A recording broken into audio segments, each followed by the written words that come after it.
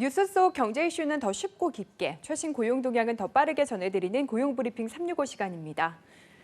박상률 기자 안녕하세요. 네, 안녕하십니까. 네, 오늘 어떤 이슈 가져오셨나요?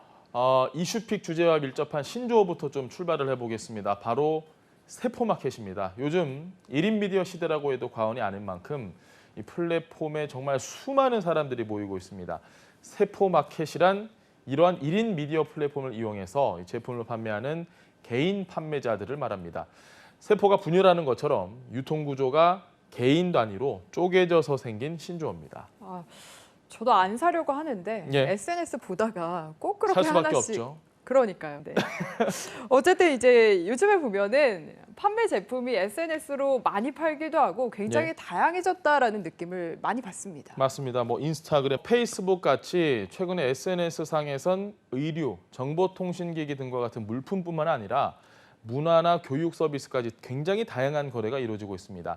그만큼 인스타그램이나 유튜브로 사람들이 많이 모여들고 이 세포마켓이 지속적으로 활발해지다 보니까 온라인에서 영향력 있는 개인, 그러니까 인플루언서들의 영향력이 더욱 커지면서 앞으로 세포마켓 시장 더 활성화될 것으로 예상됩니다.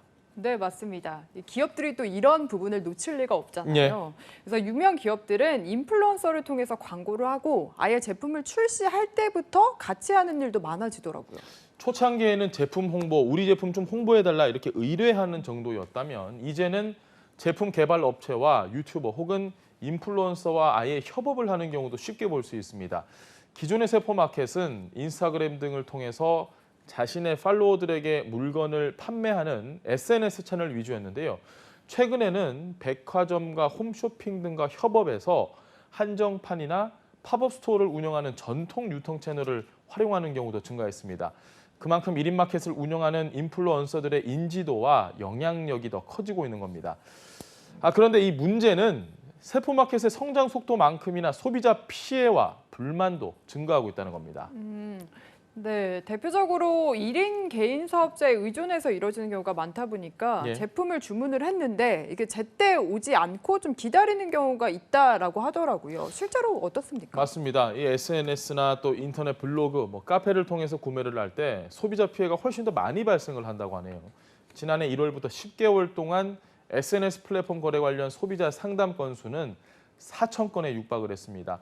주말을 제외하면 하루에 18건로 상담이 들어온 겁니다. 분명히 돈을 입금했는데 배송이 지연되거나 아예 배송되지 않는 사례가 한 60%로 가장 많았고요. 반품이나 환불 아예 받아주지도 않거나 연락도 두절된 사례 200건을 넘겼습니다. 특히 배송 지연의 경우에 구입일로부터 1년이 경과하도록 제품을 받지 못한 사례도 있었습니다. 보면은 SNS나 인터넷, 카페, 블로그 같은데 환불이나 교환 안 된다고 미리 적혀 있는 경우도 많거든요. 근데 이렇게 맞습니다. 미리 고지를 하면은 실제로 환불이 안 되는 게 맞는 건가요? 딱 보는 순간 이거 반품 안 되는 게 맞구나 이렇게 오해할 정도로 반품, 환불 금지라는 문구가 굉장히 흔한데요. 실제로는 업체들이 반품이나 교환이 불가능하다고 공지를 했더라도 모두 반품 교환 받을 수 있습니다. 소비자원이 2019년에 SNS로 물건을 파는 업체들을 조사해 봤더니 99% 이상이 청약 철회 기간을 줄여서 공지하거나 아예 안내조차 하지 않았는데요. 하지만 소비자가 물건을 받은 이후에 단순 변심인 경우 일주일, 7일 안에만 환불 의사를 밝히면 환불을 해줘야 합니다. 만약에 제품에 문제가 있으면 3개월 안에도 환불을 할 수가 있습니다. 하지만 문제는 이 1인 세포 마켓의 경우에는 이런 환불을 어디에다 해야 할지 문의조차 쉽지 않다는 겁니다. 네, 그러니까요. 이게 1인 온라인 쇼핑몰인 경우에 당사자가 연락을 받지 않으면 예. 추가적으로 이제 연락을 할 수 있는 방법 자체를 찾기가 어려운 것 같아요. 맞습니다. 이 SNS 판매업체의 경우에는 개별 쪽지로 연락을 해서 구입 의사를 전해야 하는 경우가 상당히 많고요. 같은 제품을 또 여러 SNS 플랫폼에 올리면서 동일한 사업자가 많게는 6개까지 각기 다른 상호를 사용해서 소비자 입장에서는 구입처나 사업자 정보를 이게 누가 누구 건지를 제대로 확인하기 굉장히 어려운 경우가 많을 수밖에 없습니다. 그래서 네이버나 카카오 등 이 플랫폼을 운영하는 사업자에 문의를 해봐도 판매업체 신원 정보만 제공을 하고 피해 구제 신청을 대행해 주는 정도에 그치고요. 해외 운영 사업자인 페이스북이나 뭐 인스타그램은 아예 이런 규정 적용조차 없기 때문에 책임을 물을 수도 없습니다.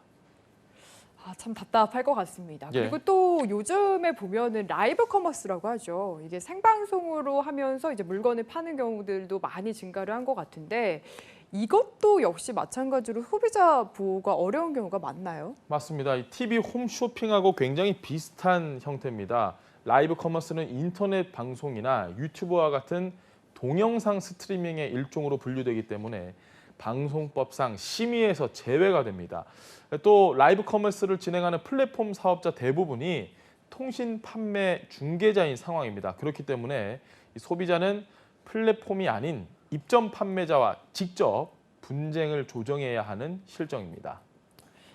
아, 네, 정말 소비자 입장에서는 억울할 것 같은데 그렇죠. 플랫폼 사업자들도 어쨌든 전자상거래를 통해서 이익은 보고 있는데 책임은 전혀 없다, 나는 안 지려고 한다라는 태도가 이해가 잘 되지 않는데요. 정확하게 짚었습니다. 분명히 이익은 어마어마하게 보고 있는데 전혀 책임을 지지 않는, 사실 굉장히 화나는 분들도 많으실 텐데요. 페이스북이나 인스타그램 같은 국외 사업자들, 이 해외 사업자들은 우리는 소셜 네트워크 서비스만 제공을 하는 것이지 전자 게시판 서비스 제공자가 아니다라는 이야기를 하고 있습니다. 이 현재 전자상거래법에 따르면 플랫폼 운영 사업자에게는 소극적인 책임만 부여를 하고 있고, 이런 국외 운영 사업자의 경우는 전자 게시판 서비스 제공자의 책임조차 인정하지 않고 있기 때문입니다. 그래서 소비자 피해가 발생을 해도 적절한 보상을 받기가 사실상은 어려운 게 현실입니다. 네, 하루빨리 개선이 필요한 지점이 아닐까 싶고 일단은 개선까지는 좀 시일이 걸릴 것 같으니까 그 전까지 SNS로 거래를 할 때 어떤 점들 좀 주의를 네, 해야겠습니까? 지금부터 굉장히 중요한데요. 가장 중요한 첫 번째, 사업자 정보 반드시 확인하셔야 됩니다. 상호 보시고 대표자 명 보시고 주소, 전화번호 등이 모두 나와 있는 정보고요. 두 번째로 보셔야 될 거, 거래 조건입니다. 비밀 댓글이나 쪽지 등으로 문의하는 경우에는 불법 거래일 가능성이 매우 높습니다. 사기 피해 없는지 미리 확인을 좀 해보셔야 됩니다. 구매 증거 꼼꼼하게 남겨두셔야겠죠. 세 번째로 환불 규정입니다. 앞서 말씀드린 것처럼 변심이 있을 경우에는 7일, 물품에 하자가 있을 경우에는 3개월이라는 점 꼭 기억을 하셔야 되고요. 가장 중요한 건 사업자 정보라는 것 미리 파악해 두셔야 합니다. 자, 마지막으로 결제 방식입니다.